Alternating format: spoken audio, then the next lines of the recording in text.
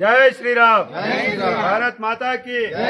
ఈరోజు సహస్ర ప్రణామ్ అనాథాశ్రమం model colony 11వ ward నందు ఇది పూర్వం కూడా ఉండేది, గతంలో కూడా ఉండేది.